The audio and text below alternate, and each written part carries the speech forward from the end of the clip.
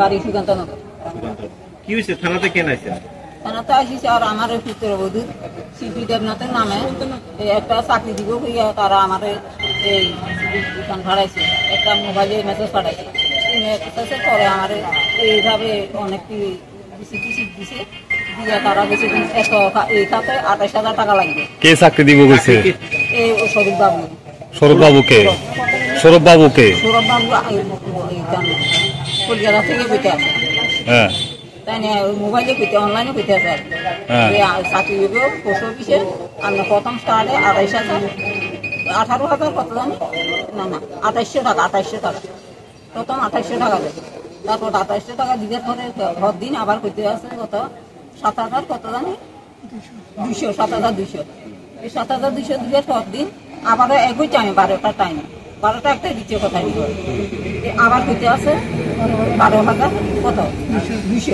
দফায় দফায় শুধু টাকা চাইতেছে, আপনারা দিতে আছেন? আমরা দিতে আছি। কত টাকা পর্যন্ত দিচ্ছেন? এই পর্যন্ত এই 60-এর কাছাকাছি। 60,000? হ্যাঁ 60,000। সৌরভ বাবুর সাথে আপনাদের কোনো মুখোমুখি দেখা সাক্ষাৎ হয়েছে না স্যার, এখন পর্যন্ত না। শুধু ফোনের উপর নির্ভর করে টাকাটা দিচ্ছে। আচ্ছা, এখন কি হয়েছে? এখন আজকে অফিসে টাকা দিতে লাগে।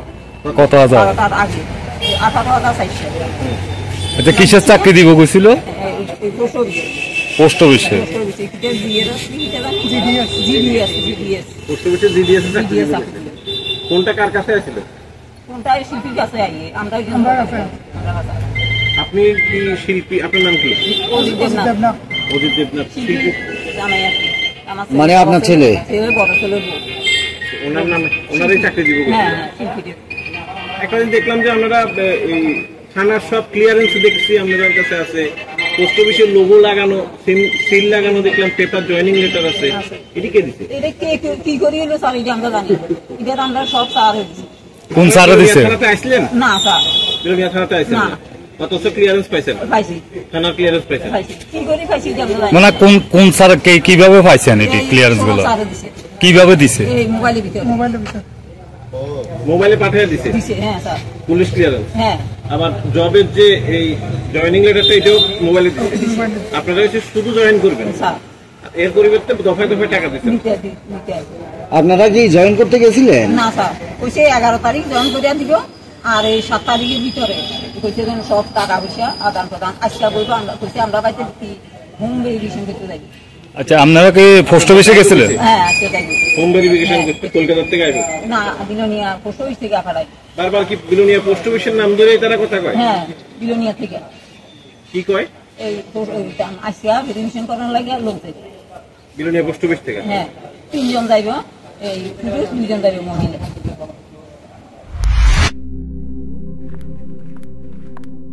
রিয়া,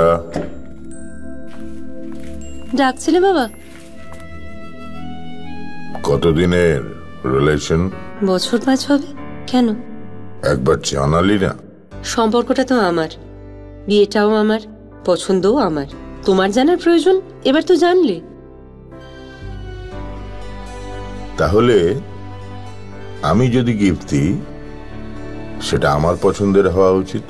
তোকে দিলাম, দেখ।